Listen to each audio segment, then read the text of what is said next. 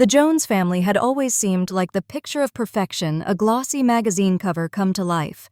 Polished, poised, and seemingly inseparable. At least that's what everyone believed, but I knew better. My name is Lan Jones, and growing up in that house was like living in a gilded cage. From the outside, it looked like a fairy tale, wealthy parents, a big house in the suburbs, a younger brother who idolized me. But behind closed doors, silence screamed louder than any argument. The truth is, appearances can be deadly. I remember the dinner table where we all sat together, pretending everything was fine. My father would smile and ask about my day. My mother would nod and serve the meal, and my brother Danny would crack a joke to lighten the mood. But beneath those smiles, something was always wrong. I could feel it in the tension that thickened the air, in the way my mother's eyes darted nervously whenever my father raised his voice behind the scenes. By the time I was 16, I had learned to read between the lines. The hushed phone calls, the locked doors, the occasional slammed drawers, all signs of the fractures hidden beneath the surface. At school, I was the perfect student, the dutiful daughter, the friend who never let anyone see the cracks. But inside, I was unraveling, caught in a web of secrets I was too scared to untangle. One evening, everything changed. I had stayed late at the library working on a project. When I got home, the house was unusually quiet. The lights were off, and a cold draft brushed against my skin as I stepped inside. Then I heard muffled voices coming from my parents' bedroom. I wasn't supposed to be there, but something made me stay. My heart pounded as I crept closer. The words they exchanged were sharp, angry, and laced with threats I never expected to hear from my mother. "It's over, Robert. You can't keep living this lie. And what do you expect me to do? Let everything fall apart because of your stubborn pride." I wanted to turn away to run, but I couldn't. The walls held a truth I had to know. That night, the perfect facade shattered. Over the following days, I found myself drawn to a hidden drawer in my father's study. Inside were documents, secret bank accounts, unexplained expenses, and letters hinting at betrayals deeper than I could imagine. I realized then that my family's perfect image was built on lies, and the man I called father was hiding secrets that threatened to destroy us all. The betrayal cut deeper than any wound, but it also ignited something fierce within me, a hunger for truth, for justice, and maybe for revenge. Because some lies demand to be uncovered. The days after that night felt like walking through a fog I couldn't clear. The silence in our home was suffocating. No one dared to speak about what I'd overheard, but the tension was palpable, simmering beneath every glance and gesture. I tried to hold on to normalcy, throwing myself into schoolwork and extracurriculars, but the shadows in my family's life grew darker with each passing day. The documents I found were only the tip of the iceberg. Every new paper, every note hinted at a web of deception and betrayal so vast it made my head spin. I wasn't sure who to trust anymore. My mother's cold stare said one thing, but her tears behind closed doors told another story. My father avoided my questions, his smile never reaching his eyes. And Danny, my little brother, who used to be my greatest ally, had suddenly become distant, secretive. One afternoon, I found Danny in the backyard, his hands shaking as he held a phone, a look of guilt in his eyes. "Lon, I didn't want you to find out like this," he whispered. "What do you mean?" I asked, heart pounding. He hesitated, then confessed that he'd uncovered something about Dad's business, something dangerous. He was scared, caught in the middle of a storm he didn't understand. That moment was a turning point. No longer just a victim of their secrets, I realized I had to take control. I couldn't let the lies destroy my family or myself. I started to watch, to listen more closely. I followed my father discreetly, tracked his meetings, and pieced together the truth from whispers and shadows. What I discovered was more terrifying than I'd imagined. My father had made powerful enemies, men who wouldn't hesitate to destroy anyone who got in their way, including his own family. I felt trapped between loyalty and survival, between love and betrayal. But one thing was clear: I had to be smarter, stronger, and more ruthless than those who threatened to tear us apart. The game had begun. By the time I hit my senior year, the weight of the family's secrets pressed down on me like a constant storm. The fragile threads holding us together were fraying fast, and every day brought new challenges, whispered arguments behind closed doors, suspicious phone calls, and an unshakable feeling that something terrible was looming. Danny and I grew closer, bound by the silent understanding that we were the only ones who truly knew what was happening beneath the surface. He became my confidant and my partner in this secret war. One night, as I pored over papers hidden beneath my bed documents linking my father to dangerous associates and shady deals, the phone rang. The caller ID was blocked. My heart raced as I answered. "Stay away from the investigation," Lana voice warned, cold and unyielding. I swallowed hard but didn't back down. "I'm not afraid of the truth." The line went dead. That night, sleep fled me. I knew I was treading dangerous ground. Someone powerful was watching, waiting to silence me. Determined, I reached out to a trusted teacher, Mrs. Harper, who had always encouraged my curiosity and strength. She connected me with a journalist who specialized in uncovering corruption. Together, we planned to expose the truth. But the closer we got, the more dangerous it became. One evening, returning from a late meeting, I found my bedroom window smashed, papers scattered across the floor. A warning. I was no longer safe. The breaking point was near. The shattered glass on my bedroom floor was more than just a warning.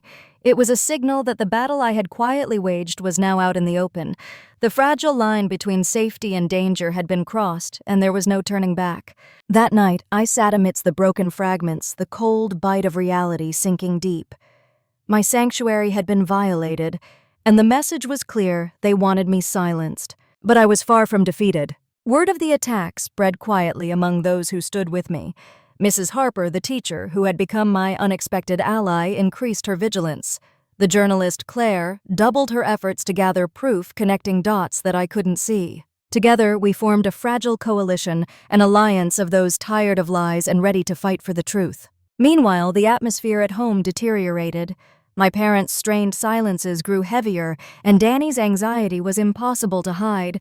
The family's perfect facade was crumbling, exposing the raw wounds beneath. At school, whispers followed me through the halls. Some pitied me, others avoided me, afraid to be associated with a family in turmoil. Despite the chaos, I found strength in purpose. Every threat, every broken window only sharpened my resolve. One afternoon, Claire called with a breakthrough evidence linking my father to a covert network involved in embezzlement and intimidation. The documents were damning: names, dates, transactions that could bring the entire operation down. But exposing them meant walking into the eye of the storm. That evening, as I prepared to share the information with the world, I knew the fallout would be devastating. The question was I ready to pay the price? The morning after the leak, the world shifted beneath my feet. Headlines screamed accusations, rumors raced through social media, and the once untouchable image of my family shattered like glass. My father's name was dragged through the mud, his empire exposed as a house of cards built on lies and greed. Investors pulled out, business partners turned their backs, and the law closed in with an unforgiving grip. At home, the atmosphere was electric, but not with hope. My mother retreated into silence, her eyes hollow, while my father's anger simmered beneath a cold, stoic exterior. Danny barely spoke, lost in a fog of confusion and fear. The perfect family was unraveling before my eyes, and I felt the weight of guilt heavy on my chest. Was this what I wanted? To destroy the family I once loved? But the truth had to come out no matter the cost. The media hounded me relentlessly. Friends questioned my loyalty. Teachers gave me wary looks, and strangers whispered behind my back. Yet amidst the chaos, I found unexpected strength in my resolve, in the few who stood by me, and in the truth itself. One evening, my father confronted me in the living room, his voice low but trembling with rage and pain. "You don't understand what you've done," he said. "You've torn this family apart." "I only wanted the truth," I replied, voice steady despite the tears threatening to fall. He looked away, silence hanging heavy between us. That night I realized that the path to justice was littered with sacrifice, and the road to redemption would be even harder. But I was ready to walk it no matter where it led. The days after the storm were a blur of cold mornings and restless nights. The ruins of what once felt like a family lay scattered, and I was left standing amid the wreckage, unsure of how to piece it all back together. The media frenzy had faded into a distant roar, replaced by the silent judgment in the eyes of those who once called me friend. School halls felt colder, and the space I once called home felt foreign and unwelcoming. But amidst the rubble, a spark of hope began to flicker. Mrs. Harper, ever my steadfast supporter, encouraged me to focus on the future, on who I wanted to be beyond the shadows of my family's past. Derek, after weeks of silence, reached out with a tentative offer of help, bridging a chasm that had seemed impossible to cross. Together we began to rebuild not just the shattered pieces of our family, but the fractured parts of ourselves. Therapy sessions, heartfelt conversations, and small acts of kindness slowly mended what betrayal had broken. The path was not linear. There were setbacks, moments of doubt, and nights when the weight of the past threatened to crush me, but each step forward was a victory. Outside the family, I started advocating for truth and justice, speaking out about the dangers of silence and deception.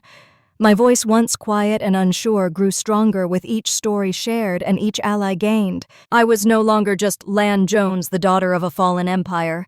I was Lan Jones, a woman forged by fire, ready to face whatever came next. Because rebuilding isn't about forgetting the past. It's about creating a future that honors the lessons learned. Rebuilding was never going to be easy. The scars of betrayal cut deeper than I had anticipated, and the world around me was quick to remind me of the past I was trying to escape. School became a battlefield of whispered rumors and sideways glances. Some classmates treated me with suspicion, others with pity, and only a few with genuine kindness. The weight of judgment pressed down, but I learned to wear it like armor. At home, the tension lingered like a shadow. My parents were distant, still grappling with the fallout in their own ways. Derek and I leaned on each other, more sharing silent moments of understanding and cautious hope. One afternoon, as I sat in the local cafe, a stranger approached a young woman named Emily, who introduced herself as a counselor specializing in trauma and family dynamics. "I've been following your story," Emily said gently. "You're not alone in this. Healing is possible, but it takes time and support." Her words struck a chord. I agreed to meet regularly, beginning a journey into understanding the pain beneath the surface and learning how to trust again. Meanwhile, new challenges arose. Old enemies from my father's world resurfaced, testing the boundaries of my newfound peace. Threatening messages, subtle intimidation reminders that the past was never truly behind me. But with each trial, my resolve grew. I was no longer just fighting for revenge, I was fighting for my future. I learned that trust was fragile, yet essential. And sometimes the greatest courage came in opening your heart to the possibility of hope. The fragile calm I had begun to build shattered one cold evening when an unexpected visitor arrived, a man with sharp eyes and a dangerous smile, someone from my father's past who carried secrets too heavy to ignore. His name was Victor, a former business partner turned rival, and he had come with a proposition: join forces or be destroyed. I faced a crossroads: continue alone on this rocky path, or accept help from someone with his own dark motives. The choice wasn't simple. Victor's knowledge of the underworld was vast, his resources intimidating, but his loyalty was questionable, and I had no illusions about the price of his assistance. Still, the threat looming over me was real and growing. Old enemies circled closer, and I could feel the noose tightening. With Derek's cautious blessing, I agreed to meet Victor, setting the stage for a tense alliance. As we sat across from each other in a dimly lit room, the air thick with unspoken threats, I realized this partnership could either save me or be my undoing. The lines between friend and foe blurred, and the path ahead was more treacherous than ever. Teaming up with Victor was a gamble, a tightrope walk between salvation and destruction. His presence loomed over every decision I made, a constant reminder that trust was a luxury I could ill afford. From the outset, it was clear Victor played by his own rules. His methods were ruthless, his network vast. But beneath the veneer of cold calculation, I sensed a man haunted by his own demons, a man who knew the cost of power. Our alliance moved fast. Victor's intel cracked open new angles on my father's downfall and Damien's lingering influence. Together, we orchestrated strategic moves, exposing weak links, pressuring allies to switch sides, and tightening the noose around those still loyal to my enemies. But with every step forward, the stakes climbed higher. Threats became direct. Attempts on my safety multiplied. One night, a car slammed into my driveway, tires screeching, lights blinding. Marcus was there, and with his quick action, the threat was thwarted, but the message was clear: I was a target. Through it all, Derek remained my anchor, his presence steady and reassuring amidst the chaos. Yet even he warned Victor, "Isn't to be trusted, watch your back." I wanted to believe in Victor, but doubt shadowed every conversation, every plan. One evening, Victor called me into a dimly lit room, his expression unreadable. "There's a mole," he said quietly, "someone feeding Damien information. If we don't find them, this alliance falls apart." The hunt was on. Betrayal lurked closer than ever. And the price of alliance grew heavier. The tension in the air was almost suffocating. Victor's revelation about the mole cut through the fragile sense of progress I had been clinging to. Suddenly, every ally was suspect, every conversation a potential trap. I paced my small apartment late into the night, replaying every interaction, every hint of hesitation or secrecy. The web was tangled, and I was desperate to find the loose thread that could unravel it. Marcus sat across from me, his usually steady hands restless. "We need a plan to flush the mole out without tipping our hand." I nodded, knowing the risk. One wrong move could blow everything. We decided on a subtle approach: misinformation. We planted false details in controlled conversations, watching for signs of them reaching Damien's camp. Days stretched on each passing moment, weighted with suspicion and fear. Friends became distant phone calls, went unanswered, and the walls seemed to close in tighter. One evening, I caught a slip of detail only shared in a private meeting appeared in a public forum. The leak was unmistakable. The mole was closer than I thought. I summoned Victor and Derek to my apartment. The three of us sat around the table, the gravity of the moment settling heavily. "We have to identify who's betraying us," I said, voice firm, despite the turmoil inside. Victor's eyes were sharp. "I have my suspicions, but we need proof." Over the next week, we watched, waited, and gathered evidence with surgical precision. The atmosphere was charged with paranoia. Trust was a currency spent sparingly. Then the moment arrived. A meeting was arranged, a trap set to expose the betrayer. The night was cold, the streets slick with rain as we waited in the shadows. I felt my heart pounding, not just with fear, but with determination. The mole revealed themselves in a way I never expected: a close friend, someone whose loyalty I had never doubted. Betrayal cut deeper than any wound. The revelation hit me like a tidal wave. It wasn't just the betrayal, it was who had betrayed me. The shock twisted in my chest as the truth unfolded before my eyes. I stood frozen, watching as the figure stepped out of the shadows: Jessica, my closest confidant, the one person I'd trusted above all others. Her face was unreadable, but her eyes flickered with something I couldn't place: remorse, defiance, or just cold calculation. "How long?" I asked, my voice barely above a whisper. "How long have you been feeding him information?" She looked away, then back at me. "Longer than you think." I didn't want it to come to this, but I had my reasons. "Reasons," I bit back, anger flaring. "You lied, you betrayed everything we were fighting for." Jessica's lips twitched in a bitter smile. "You think this is black and white? There's a lot you don't understand, Lan." The others watched silently, tension crackling in the air. I wanted answers, and I wanted them now. She took a deep breath and began to unravel her story, a tangled web of fear, manipulation, and survival. She'd been coerced, threatened, forced into playing a dangerous game just to protect someone she cared about. Her confession didn't erase the pain, but it complicated the narrative. Betrayal wasn't always born from malice. Sometimes it was the only option left when caught in a trap. I felt the ground shift beneath me. The lines between friend and foe blurred, leaving only hard truths and harder choices. Marcus stepped forward. "We need a plan. Jessica's information could be our advantage or our downfall." I nodded, heart pounding, but resolve unbroken. The game was far from over, and now more than ever, I had to be smarter, stronger, and ready for whatever came next. Because in this war, trust was the rarest weapon of all. The revelation of Jessica as the mole had fractured more than just our trust. It had cracked the very foundation of the fragile alliance we'd built. Suddenly, every face seemed shadowed with suspicion, every whispered word weighed with double meaning. In the days that followed, I found myself navigating a labyrinth of uncertainty. Derek grew distant, torn between loyalty to me and his own fears. Marcus, though steady, became more guarded, his eyes reflecting the burden of secrets he bore. Jessica, now a reluctant ally, offered insights that peeled back layers of Damien's network. But her presence was a constant reminder of how thin the line between friend and foe had become. One night, as I sat alone in the dim light of my apartment, a message flashed across my phone, a challenge from Damien himself. "You think you've won? This is just the beginning. Watch your back." The words were a cold slap, but they only fueled the fire burning inside me. Determined, I gathered the core of my team. We devised a strategy to outmaneuver Damien's next moves, using Jessica's knowledge to anticipate his attacks and strike where he was weakest. The tension mounted as we moved in shadows, our every action a calculated risk. Amidst the chaos, I struggled with my own doubts. Could I forgive Jessica? Could I trust Derek again? And most importantly, could I hold on to myself in a world where betrayal was currency? The answers weren't clear. But one thing was certain: the fight was far from over, and the stakes had never been higher. The following days were a whirlwind of secrecy and strategy.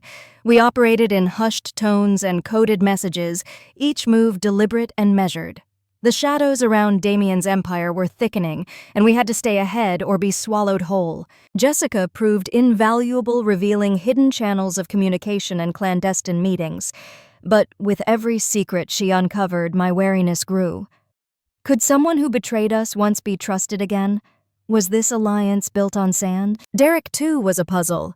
He oscillated between moments of fierce loyalty and inexplicable distance. I sensed battles within him between his love for family and the fear of being caught in the crossfire. One evening, Marcus pulled me aside, his face grave. "They're planning something big. We need to be ready."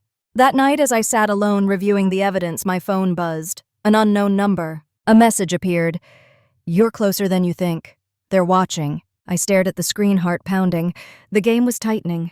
But so was my resolve. I wasn't just fighting for revenge anymore. I was fighting for survival, for truth, for justice, for a future free of lies. The fragile alliances would be tested, and only the strongest would survive. The pieces were finally in place, but the board was set for the most dangerous game yet. Damien had regrouped, sharper and more ruthless, and I knew the coming days would decide everything, our futures, our fates. We planned meticulously, coordinating every move with precision.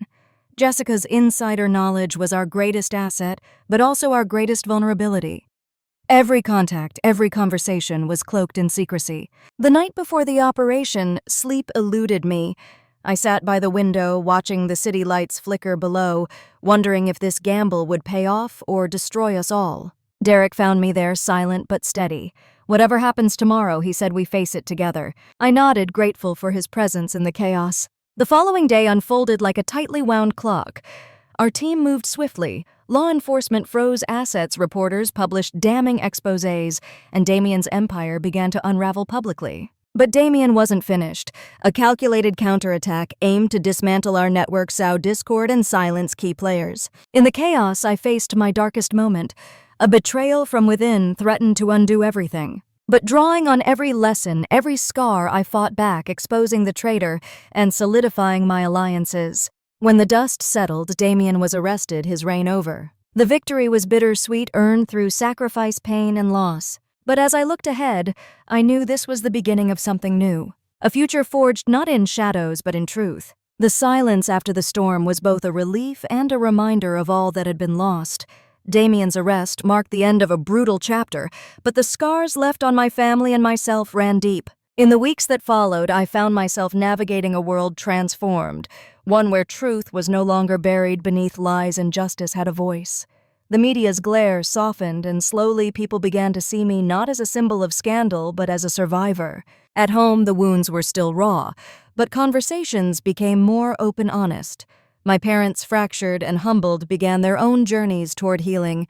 Derek and I rebuilt the bridge between us, brick by brick, laughter by laughter. Therapy sessions helped me confront the pain, the anger, and the fear. I learned that strength wasn't about hiding scars, but embracing them as part of who I was. With the support of friends, allies, and even former enemies turned collaborators, I started new projects advocating for transparency, supporting victims of betrayal, and mentoring those caught in similar struggles. The road wasn't easy. Doubts lingered and old memories haunted quiet moments. But with each step forward, hope grew brighter. Standing on the balcony of my own apartment, watching the sunrise paint the sky, I felt a peace I hadn't known in years. This was my life, imperfect, beautiful, and mine. And as the new day dawned, I knew that whatever challenges lay ahead, I would face them with courage, compassion, and an unbreakable spirit. Because sometimes the greatest victories are born from the hardest battles.